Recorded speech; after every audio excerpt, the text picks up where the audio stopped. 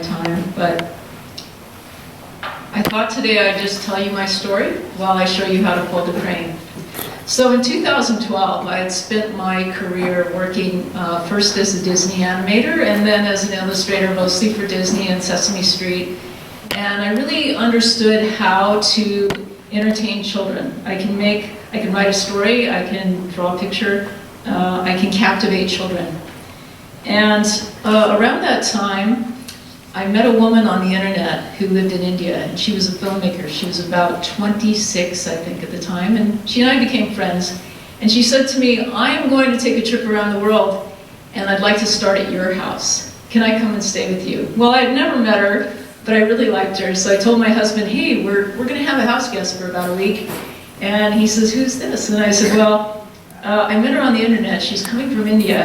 And he said, okay. As all good husbands would say.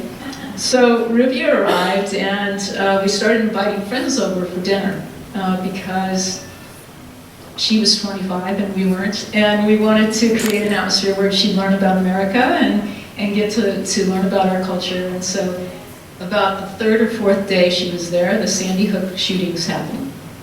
So suddenly we had dinner parties of young people talking about the world, and from her perspective, out of the country and the people in the country and just what was happening to us. And I said, well, when are they going to do something about it? And that began the dialogue of who are they and what are we waiting for and what can each of us do? So I decided that I should do something with children and figure out how I could arm children creatively so that they could express themselves in nonviolent ways. Because if somebody can be heard and express themselves, then they may not resort to violence. And if we could stop one child from taking up a weapon and take up a paintbrush, let's say, it'd be worth the effort. So I thought about it for a few more days and had a few more dinner parties, and we talked further about it. And Rubia, my house guest, said to me, well, why are you thinking so small? Why don't you think globally? Because every child in the world could use this. So that created a whole new problem, because not every child in the world has access to art supplies or people to help them learn. So I thought, what does everybody have access to? And that's paper. And what can be done with a simple piece of paper that would have significance for peace and empower children to think about peace globally? So I decided to invite every child in the world to fold an origami crane, and then somehow I was going to create something online where they could sign up and trade cranes with one another. So they could write a message of peace on the wings and then trade the cranes through me. So we talked about this a lot. A week turned into 2 weeks. Rubia is suddenly giving my husband piano lessons. She's inviting friends that are traveling through. Her bedroom became known as Rubia's bedroom in our house. 3 weeks came and went. Rubia was still there. So we talked a lot about this idea while she was there. She started dating my friends. Finally, Rubia left. And Rubia said, you know, you've been so nice to me. I'm on my way around the world. I'm going to make a video about your new project, and we're going to put it on the internet. So she made this really incredible video with children all around the world folding cranes and put it on YouTube. So I realized at that point I actually had to do this because now I had a video. So we started a website, and I hired some help, and we got a little portal made so that children could sign up and then choose other groups throughout the world. So the first year we actually had over 100,000 children sign up, mostly school groups from I think we had 84 countries the first year. So pretty soon the teachers started writing to me, and they said, oh, you know, we're also exchanging pen pal letters, and my kids are learning French because we chose a classroom in France, and so they're learning a second language and writing letters back and forth. And then I had a woman write to me in Mexico, and she said, would it be okay if we don't exchange cranes, if we just fold cranes and sell them? Because we're trying to put in indoor plumbing in our school. It'll be the first bathroom with plumbing in it for our school, and we'd like to fold the cranes and sell them so that we have indoor plumbing at the school. So we got indoor plumbing for a school in Mexico that first year. We helped with that, and we connected kids all over the world.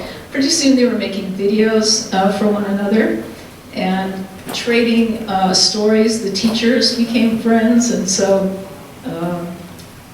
they grew into a community. So the teachers that participate also have their own world going. They look for ideas to work together. So they do projects all year long, not just the cranes.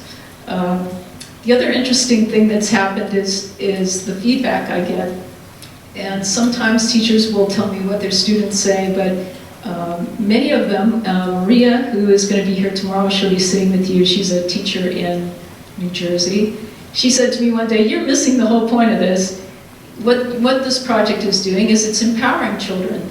And these students go forward and think that they can make a difference because they've folded a simple crane." So the other thing that's come of the crane is a couple of years ago, many teachers were telling me that they use this project as part of their lesson about World War II, and they teach of Sadako Sasaki. Sadako was 2 years old when the bomb fell, and 10 years later she developed leukemia. So as she was dying in the hospital, she began to fold cranes. And in Japan, they believe that if you fold 1,000 cranes, your wish will come true. In the first 1,000 cranes Sadako folded, she wished for her own healing. But at the end of the 1,000 cranes, she was more sick than ever. So she decided that she would fold another 1,000 cranes, but this time that she would wish for world peace and the peace of her family and the happiness of her family. So there's a monument to Sadako in Hiroshima, and many children around the world, unbeknownst to me, now learn about Sadako and about the 4th grade, and so this project has become an important add-on to that lesson about nuclear war. And I began to get really curious about Sadako because I had never heard of her. I'm 60, and when I was in school, we didn't learn anything about what happened in Japan during the war. So I started reading everything I could find and discovered that the book that the children were reading here wasn't actually her true story.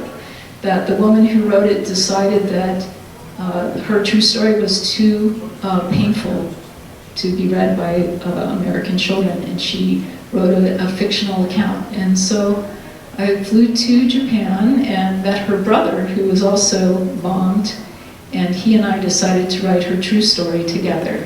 So next year, coming out next year, is a true story told by her brother, and so we're really looking forward to combining that in a more significant way, and talking about nuclear war and helping children understand that as well.